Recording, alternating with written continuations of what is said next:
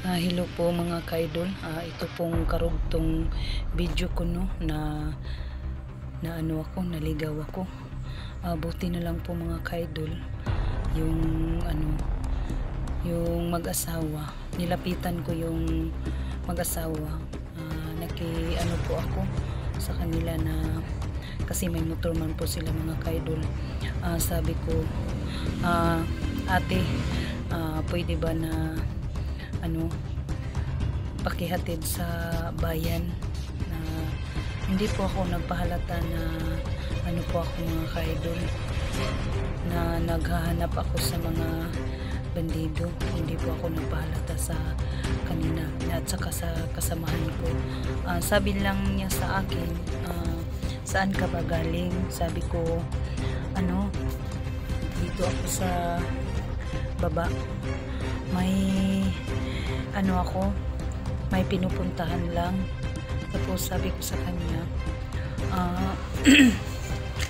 wala naman pong masasakyan po kasi ilang motor lang ang dumadaan dito sa area ninyo.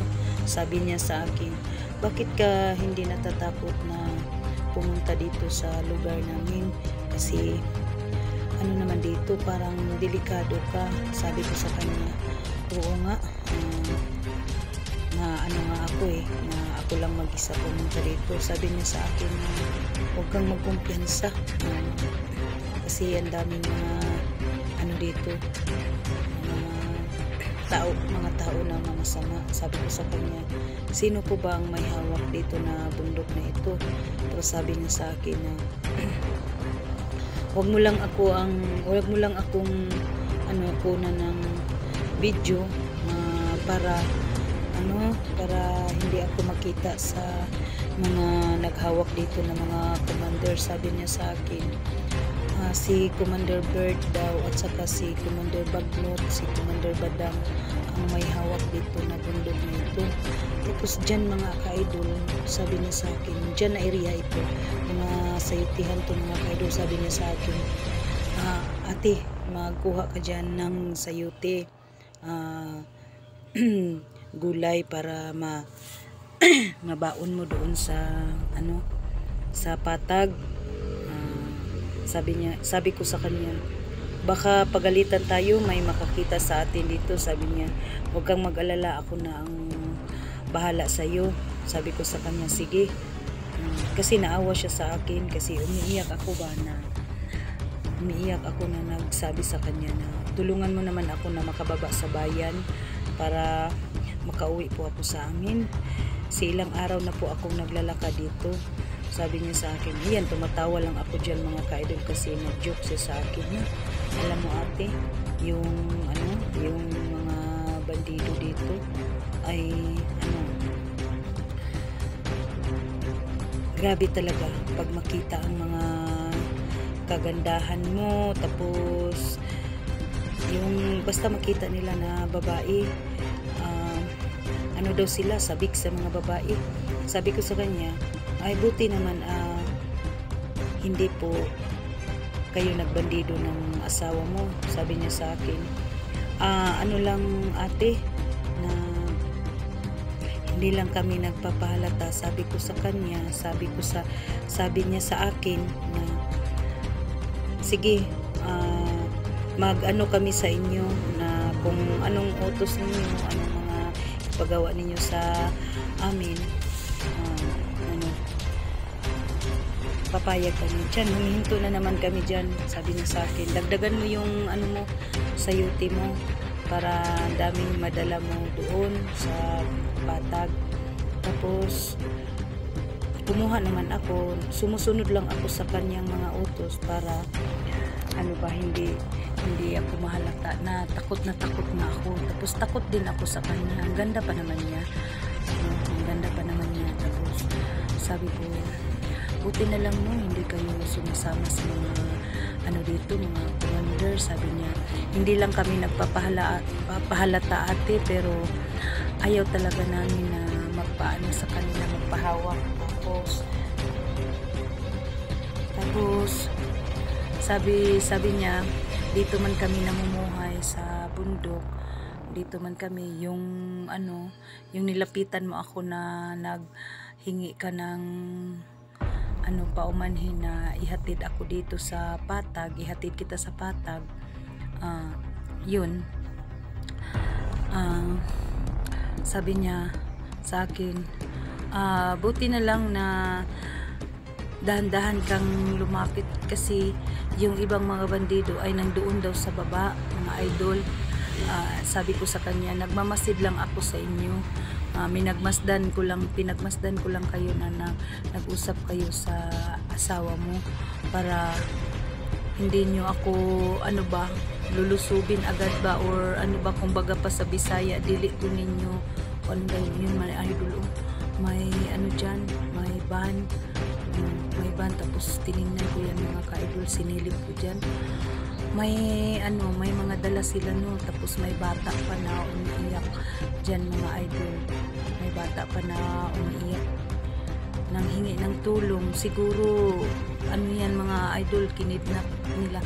Tapos tiningnan ko yung nag-drive, baka si Bert, hindi man pala.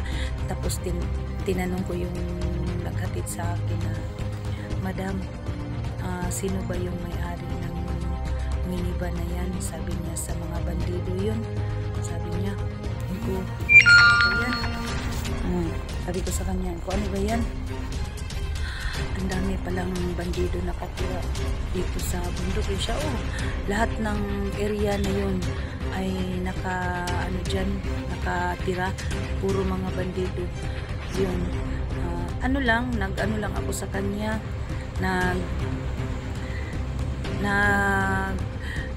nakikiusap lang ako sa kanya na maayos, hindi po ako nagpakita sa kanya ng masama para hindi niya ako isumbong sa mga commander. Nag-iingat talaga ako kasi baka ako doon, baka hatid nila ako sa may commander ba.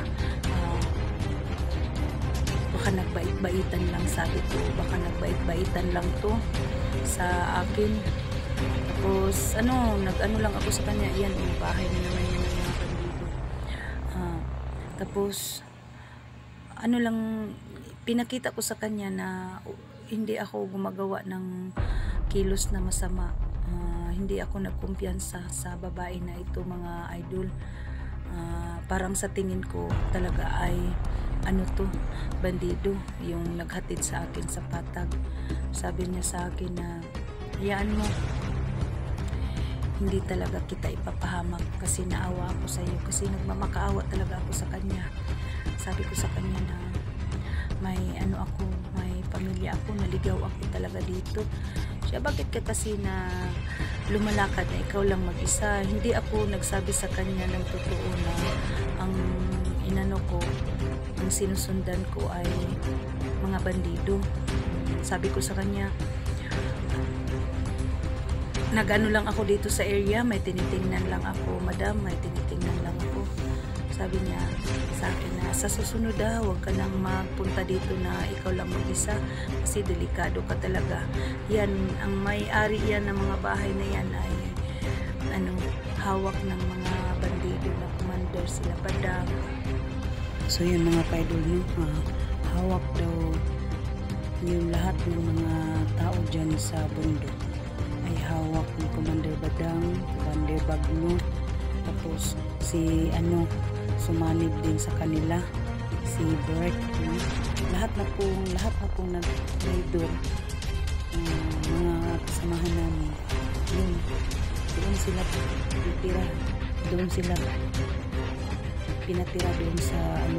sa bundok para hindi daw halata bumabalik sila sa pagkabandido. Yung mga kaidol, nagtingin-tingin ako sa mga bahay, wala namang tao, wala po akong nakikita sa mga bahay mga kaidol. Nagmamasid lang ako habang nagmamaniho siya ng motor mga kaidol, nagmamaniho siya ng motor. Tapos yung na hindi pa po kami umalis. Ang haba na po ng namin pinag-usapan, dami kong tinatanong sa kanya. Sana lang po ay, sabi ko, Lord, sana lang po na pakiusap ko sa kanya ay hindi po siya hindi po siya masamang tao or babae, nana, ganun. Ang dami pumapasok sa utak ko mga ka-idol. Kaya habang ako sa kanya, nakiusap ako sa kanya, ay nagpe-pray talaga ako. Nananalig ako sa Panginoon. Yan, humihingi ako ng sa Panginoon na sana, Lord, ay tulungan mo ako na walang masamang mangyari sa akin, na nakiusap ako sa babaeng ito. Tapos yun mga ka-idol, yan, sabi ko sa kanya na malapit lang ba dito ang bayan, di siya malayo pa talaga, sabi niya sa akin. Yan mga ka-idol, habang kami ng motor, nagsakay kami ng motor, yun, ako mga idol, tinignan ko yung paligid, nagmasid-masid ako sa paligid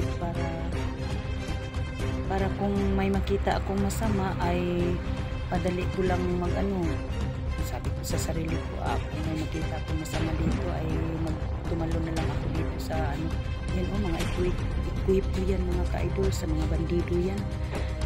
Grabe talaga yung mga bandido, wala na yung mga ka-idol, wala na yung gamit. Kasi yung nagtrabaho doon ay pinapaalis nila. Kaya naka-stack up yun ang mga mga idol, mga ekwipo.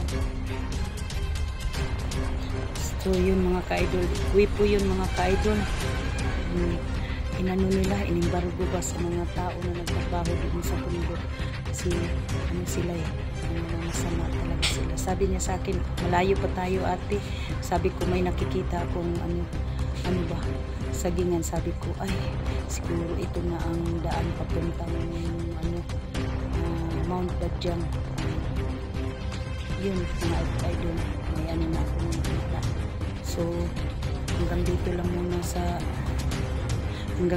muna yung video ko mga ka-idol. Kasi ako